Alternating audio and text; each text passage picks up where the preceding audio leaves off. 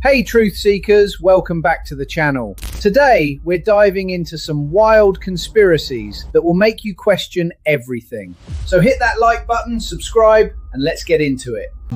Let's first talk about CERN and the Large Hadron Collider. People have heard about that, or most people have. They've seen pictures of it and all kinds of speculation and theories. Give us a quick definition. First, just from a purely scientific point of view, what the purpose, what the collider is, what its purpose is. Okay. Well, the scientific purpose is to take particles and accelerate them towards reaching the threshold with the speed of light, and to then collide them, fracturing them into smaller particles for the purpose of trying to determine the basis for creation, trying to find the building blocks of the universe and all known life. And that's what science will tell you in the public arena. But where my research has led me is into the hidden agenda at CERN. And that's really been my calling from the Lord, is to really reveal the truth behind the public agendas at CERN, which is a nuclear research facility utilizing a particle collider. Yeah, as you travel along it, you cover 27 miles, 27 17 miles. kilometers. Well, geographically on the map, it's located on the border between Switzerland and France. It's near Geneva. It's a sovereign state unto itself. What's a sovereign state unto itself? That would be a self-governing body. They are much like the Vatican. So the collider, I never heard this before. The collider is in its own state, like the Vatican? And similar to Washington, D.C., the District of Columbia. So it's based on, I guess, their theory or research or whatever, that if they crack open atomic, subatomic particles, just crack them open, they are saying, at least publicly, that they can find the secrets to the origins of the universe, etc. It's interesting because today it is no longer hidden. They are not hiding their goals.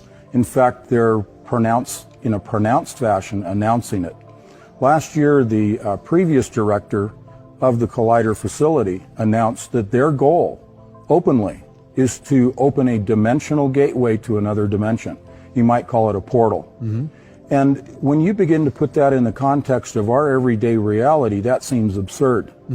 And he also made the statement that we don't know what we will find or what may come through from the other side, but we're willing to risk it. People being programmed, and we know that the result of this is already measurable. I was doing research the other day, and the fastest growing religion in America is Wicca, which, as you know, is paganism and witchcraft, and number two is Islam. So now, this collider and these beings that they're in communication with. So we're talking about the premier scientists on planet Earth right now who are actively engaged, according to their own words, communicating with something with a personality, in their own words, from another dimension. And that's the purpose of the collider. I mean, people need to understand, this is not science fiction, this is fact. That's correct. What I write about in my novels, I place a storyline that is embedded with science fact. Everything that I present publicly in the books, public speaking, is all drawn from their own scientific journals and white papers. And then I'm able to see what they're doing. Not just extrapolate, but see in the real time what it is they're doing. Not a future agenda, but what they're doing right now today. The imminency of what they intend to do, which is opening this gateway. And understand that the world of science in terms of particle physics also overlaps into DNA, into biology. Yes. There's a multifaceted, multi-level agenda at play. Hubris of Satan, of Lucifer, he believes that he actually has the ability to kill God's angels and kill God. He believes he can create a new heaven on earth, that he can create a new race of beings. He hates everything that God has created, including us. And he is the mirror image of everything that God has created, that is all that is good.